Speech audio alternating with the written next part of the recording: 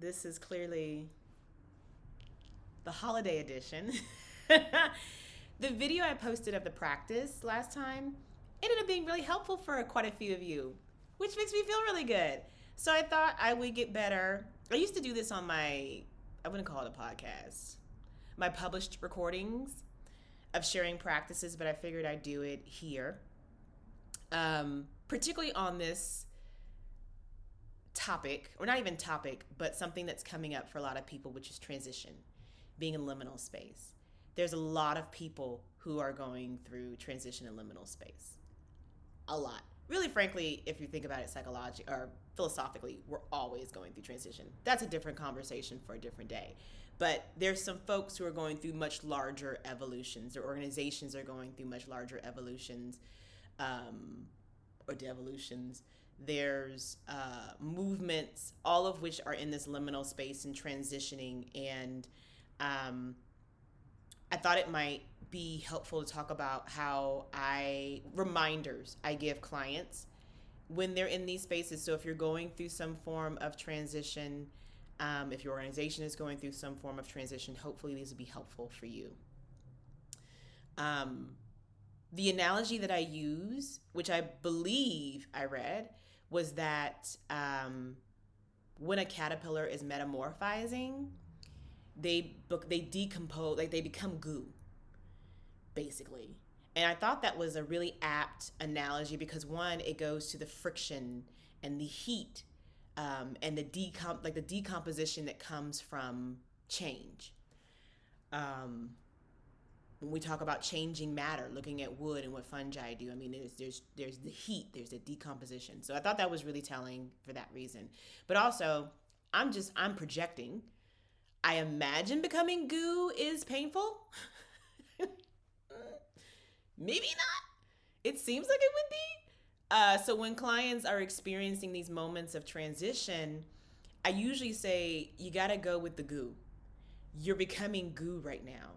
And I do that because there is an inclination to want to go through transition and be in these liminal spaces intact. But if it is about you becoming and moving through that becoming, you can't take all of who you were with you. You probably shouldn't, right? And there's no perfect way to do it. And so the goo analogy I use because I want people to understand that when you're going through transition, when you're in these liminal spaces, there's absolutely beautiful aspects to it. Namely, the possibility, right? When you are thinking about who you are, how you show up, how your organization shows up, how your movements are showing up versus who you see yourself becoming, your organization becoming, your movements becoming, that level that yet to come is absolutely beautiful. And living into that possibility, the stillness of that possibility is beautiful. And there's a lot of coaches and teachers who engage in a level of spiritual bypass that is harmful for us because it doesn't acknowledge the spectrum of humanity, and it doesn't acknowledge that like messy underworld aspect. They have us in the clouds and the ethereal, so we're just supposed to sit and meditate and light some Palo Santo and be okay. And while there is something to be said of being meditative, that is not human. That's not how we work. And so a couple of practices, because I don't want this to be long, is don't focus on the outcome. Think about your process. How do I support myself as goo, knowing I'm going to be messy and sticky and icky and I'm not going to feel good? I mean, just imagine yourself as goo is usually what I do. How do I support myself through that? How do I support myself when I F up? It is inevitable. You will mess something up. You will hurt someone's feelings. You will mess up with the community. Like, you're going to mess up. So how do you support yourself so that you don't immediately get into shame spirals as a person or organization, and you don't react defensively, which always makes it worse? And then how do you repair? What does repair start to look like? The acknowledgement, the recognition, the truth telling. How does restoration look? And how do you resource yourself through the aspects of transition and being in a liminal space that is painful, that is degenerative. Because to be regenerative, we have to have degenerative aspects. And that's that part, that spiritual bypass, where people don't want to really focus on that, the decomposition, the death, right? They want to just focus on the heads and the clouds. And there's a number of books that just got me thinking about that are wonderful about this that I'm not going to get into. But I'm happy to give people a list if they want one.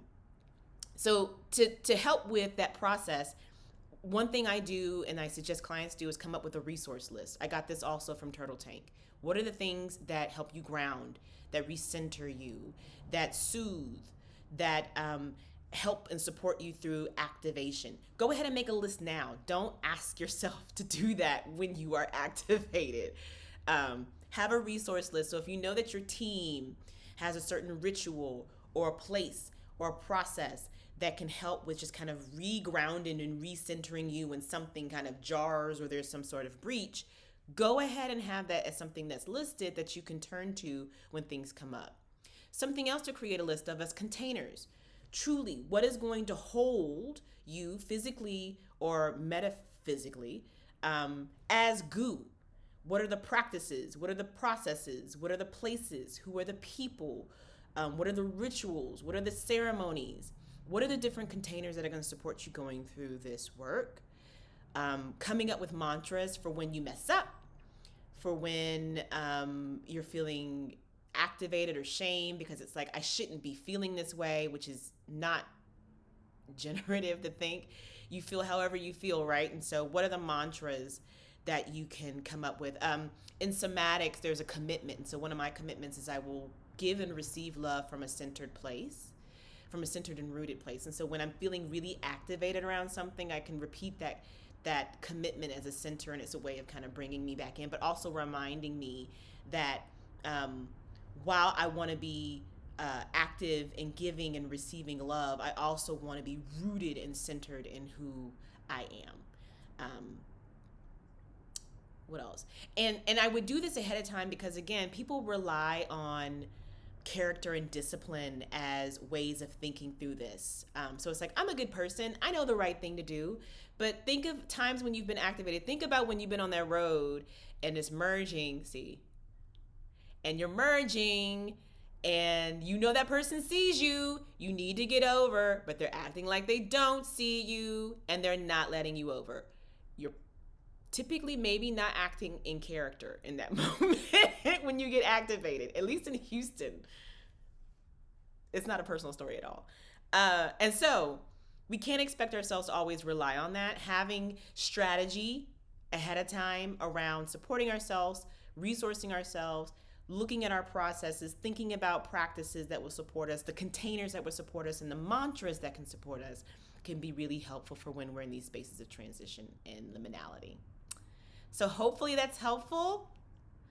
I'm wishing, even with everything that's going on, I'm wishing you peace, some semblance or spaces of peace during this time. And I'm also thinking about and wishing for collective peace for us all. Alrighty.